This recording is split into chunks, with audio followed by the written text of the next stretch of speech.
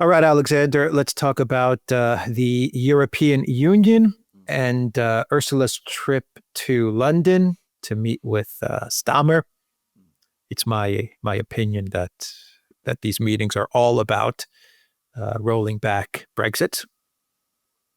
And who better to help the EU and the UK roll back Brexit, join forces, unite than Putin, than Russia?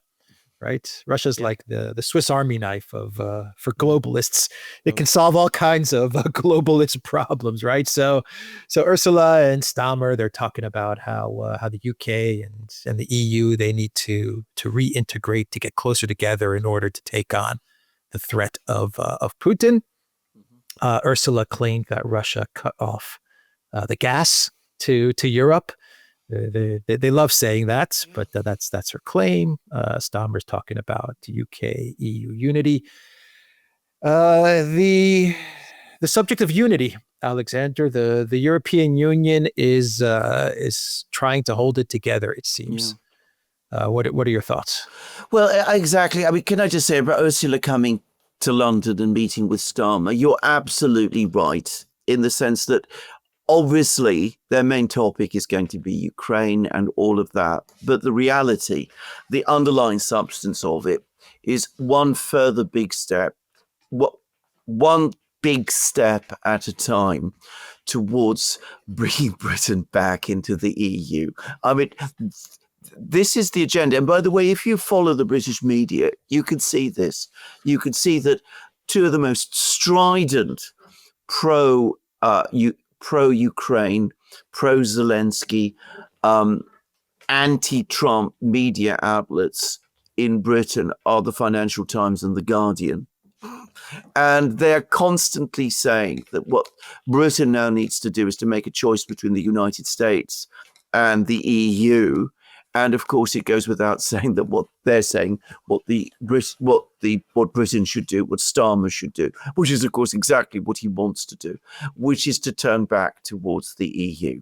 And the objective, to be clear, is to get Britain back into the EU, not parts of the EU, to take it completely back in, to reverse Brexit entirely, and to do so as quickly as possible before elections happen in Britain, in which reform is likely to do well, particularly in the working class Labour constituencies, where reform is apparently making big progress, and where people voted overwhelmingly for Brexit. So this is part of the agenda. You use Ukraine.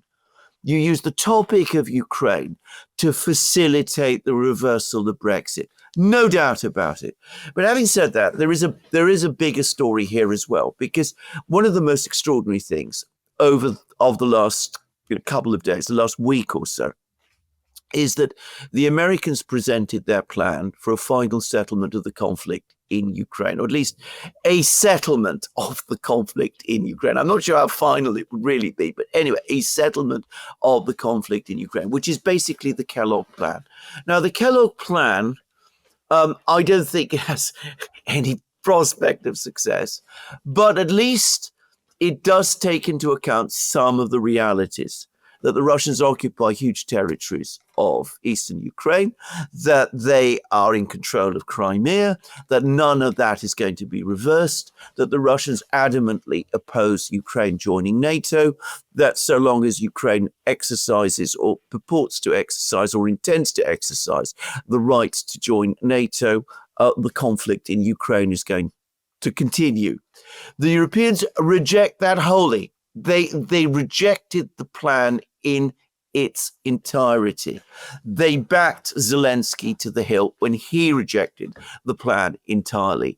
I was reading in the British media, UN officials named EU officials, including a political ally in Germany of Friedrich Merz, and this person is a member of the CDU and a named MP within the CDU, say that for the Europeans, they have two red lines. One is recognition of Crimea, or indeed of any Russian territory, or any Russian-controlled territory. There must be no recognition of them, because that would supposedly destroy the rules-based order that has preserved peace in Europe and all that nonsense. That's one thing they said. The other is that there can be no question of in any way compromising Ukraine's right to join NATO. That is an absolute inviolate thing. Now, notice that they are not coming up with any alternative peace proposal of their own. The war in Ukraine is being lost. They've heard that the Americans are preparing to walk away. The amount of military equipment being sent to Ukraine from the United States is diminishing. They're in no position to replace it, and they know that perfectly well. So they're not coming up with any peace proposal. They are rejecting the American peace proposal, which at least is based on some of the realities. They want to continue this conflict with Russia in Ukraine, and it's clear, given that Ukraine is losing the war, that they are prepared to sacrifice Ukraine to that end. Now, the question is why? Now, I've come to the conclusion that for the Europeans, for Ursula and her people, for Merz even, it is no longer a question of defeating Russia. It is no longer a question of preserving Ukraine. It is not even about keeping the United States involved in Europe. It is about preserving the European Union. It's all about now the existence of the EU itself. Because from a European point of view, what they've come to believe, and I think, by the way, that they are right about this, is that if there is a peace agreement over Ukraine, it will shatter EU unity, probably beyond repair, in the sense that the Baltic states, Poland, will reject such an agreement, whatever its form, whereas other countries, not just Hungary and Slovakia, but big countries like Italy, will accept it. And they will start voting if the EU Centre tries to preserve the sanctions against Russia. They will start voting, these big countries will start voting in the EU Council to have vetoing against further extensions of the sanctions, causing the entire sanctions regime to break down. Now, that is for the EU Centre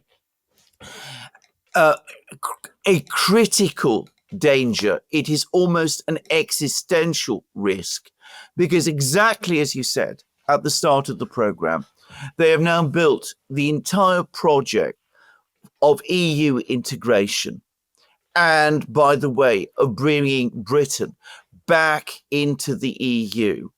They built it around hostility to Russia, hostility to Putin, this idea that Europe is going to be constructed on the back of opposing, the Russian hordes that are supposedly on the brink of invading Europe and taking it all over. So this is what it has all devolved into now. Exactly. You want money for climate change? You got to do it because of Putin. You want money for the military? We got to do it because of Putin. We need a fund for this or that, for infrastructure. Well, we got to do it because of Putin. We want to reverse Brexit. We got to do it because of Putin. Everything now is built around Project Ukraine, even more specifically around Russia. Yes. So Russia is going to serve all of the EU's purposes, all of its slush funds, whatever it needs to do. Censorship, you got to censor because of Putin. Cancel elections, well, we got to cancel elections because of Putin. So Russia is key. Russia is the platform, the policy of the European Union. It's the reason that Europe exists now. Is Russia? Yes. That's it. So if the U.S. is not fighting Russia, then why should the European Union even exist? And going back to Italy, On a side note, did you read the story about the ICC documents that never made it to the judge on purpose? Obviously, the Italians, very high up officials, they didn't submit the ICC warrant papers or something like that to the proper court. And so there is no ICC warrant against Putin. I'm not saying that Putin's going to travel to Italy, but obviously that shows you the fact that a country like Italy, the third biggest power in the European Union, is obviously there are people very high up who are waiting for the opportunity to break from Ursula's iron fist, from her rule, from her unity.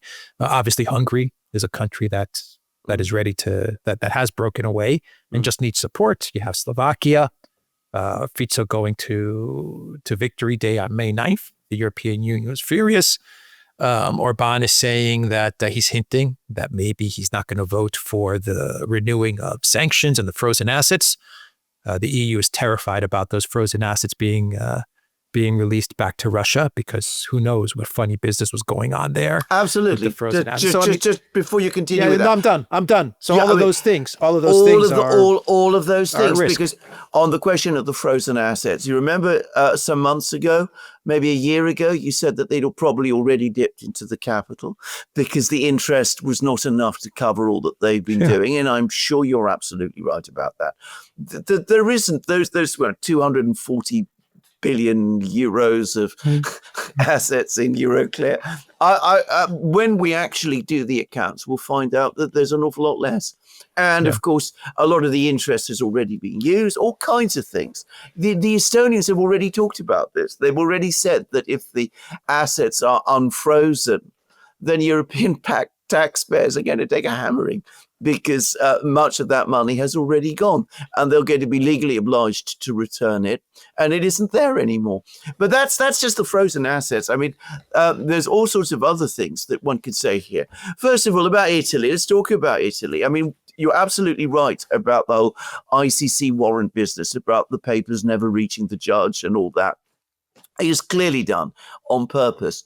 But look at what Italy has been doing quietly, without much attracting a lot of attention over the last couple of weeks. First of all, Meloni has been to, I think it was Mar-a-Lago. She's met with Trump in the United States. She's apparently a very friendly meeting with Trump. She is not supporting this.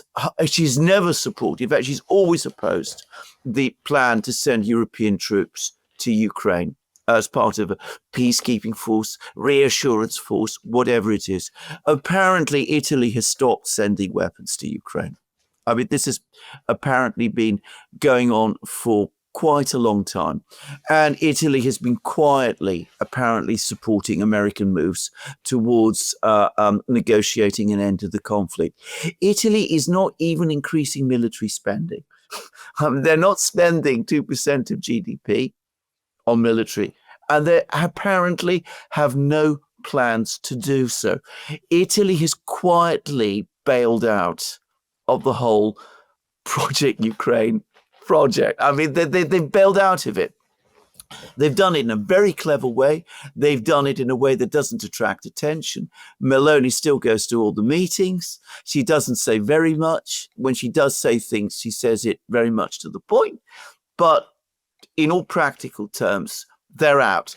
Now, all the other countries that you mentioned, Hungary, obviously, Orban is saying that he's going to veto any rollback of sanctions. If there were a deal, he probably would do it, because he would have the Americans and the Russians behind him, and not just the Americans and the Russians, but a lot of other people too. Fico is in open mutiny. He's going to Moscow for the 9th of May. Nothing will persuade him not to go. And of course, in other countries, you see simmering rebellions as well. In Germany, as we saw, the AfD continues to grow in strength. In France and Britain, well, we talked about reform, but there's also opposition to Macron in France, and of course in Romania, one of the courts have now overturned the decisions the administrative decisions to bar Georgescu from participating in the elections. There's now a huge new political, there's now attempts to get higher courts to overturn it. We've had French officials. Remember, we talked about the presence of the French troops in Romania, positioned to move rapidly towards Odessa, and that might be one of the major reasons why the EU and generally were so keen to prevent Georgescu being elected. Anyway, the French are apparently meeting with all kinds of top officials in Romania, and apparently, and I haven't seen this, I haven't seen reliable confirmation of this, but I've seen reports about it. The Electoral Commission in Romania are saying that if the court order stands allowing Georgescu to participate in the elections, they will defy it. They will simply ignore the court order. So you could see that there is a battle underway right across Europe. And how do you preserve EU unity? How do you move forward with every single part of the project? How do you start getting people to agree, to states to agree, Germans to agree to Euro bonds, war bonds as they will initially be, but ultimately Euro bonds as well? How do you get all of that done? You do that by prolonging the conflict, by telling people in Europe that there's this existential conflict with Russia, that the Russians are on, that the Russians are coming, that the Russians are at the gates, that we have to rearm and re-equip and centralize everything. The Americans are leaving us. We've got to build up the European army to hold the Russians back.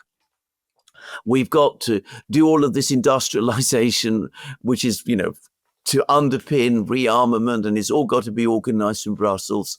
They want to continue to be able to say that because that's the only way now that they can scotch all of these dissident forces that are starting to develop across Europe, bring the Italians back into line, get the British back into the EU, crush Orban, Fico, and all of the others, ban the AfD as a pro-Russian party.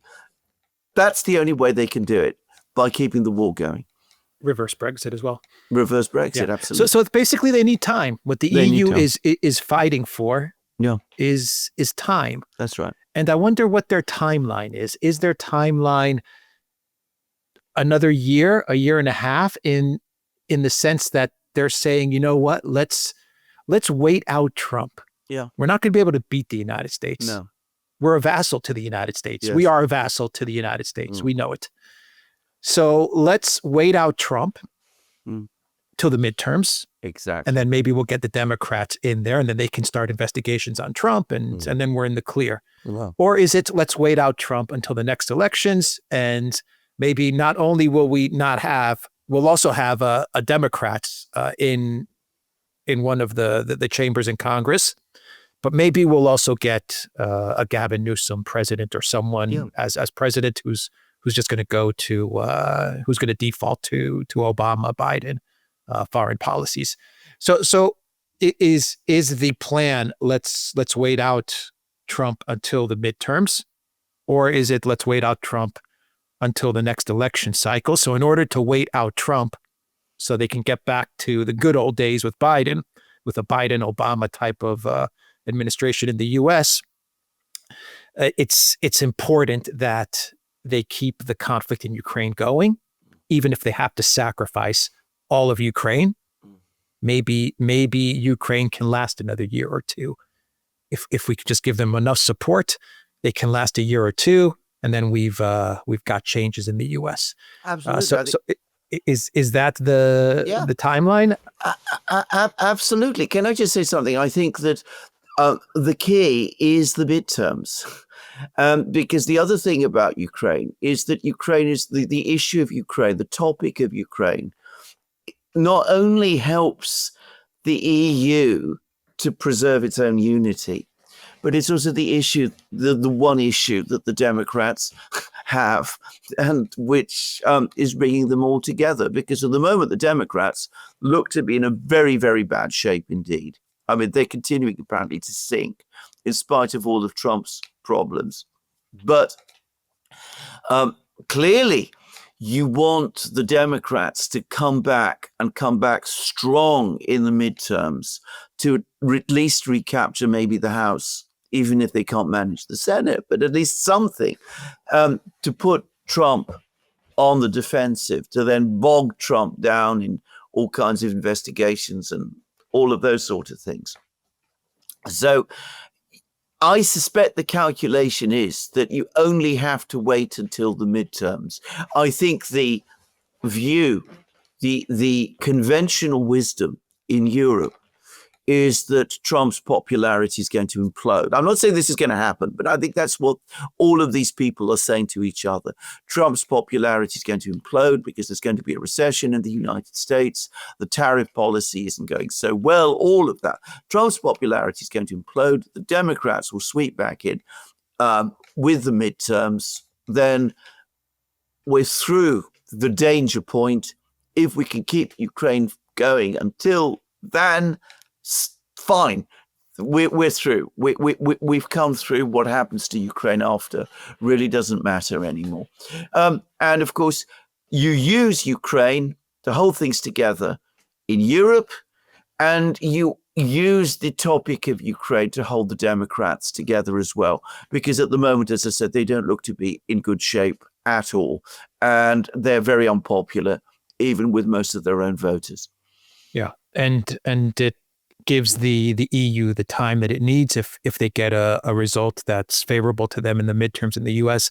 It gives them the time that they need to get Italy back in line, to regime change Orban, to regime change Fico, to ramp up the censorship, to put in place CBDCs and digital currency and all that for the euro. It gives them time to do all of these things, to create big, massive slush funds for defense spending, big, massive slush funds for climate and all of that stuff. Yeah. So they need to keep Ukraine fighting. Exactly. Sacrifice Ukraine in order to keep the whole Russia is our enemy narrative going, in order to give them the time they need to build up the center of Brussels. Exactly. To build up the strength in the center, yeah. Because to state it again, if your priority was not just to preserve Ukraine, but to preserve the existing setup in Ukraine, which is what they say, they would be backing the Kellogg plan. Yeah. I mean, the Kellogg plan is the best possible plan Ukraine can hope to get. When Trump says that if this goes on long enough, there won't be any Ukraine left. You know, what he said, in his latest Truth Social post, that in 3 years, you won't have your country. He's absolutely right. But no one in Europe addresses that issue. No one in Europe actually addresses the realities on the ground. Yeah. All right. We will end the video there. Duran.locals.com. We are on Rumble, Odyssey, BitChute, Telegram, Rockford, and X. Go to the Duran shop, pick up some merch like what we are wearing in this video update. The link is in the description box down below. Take care.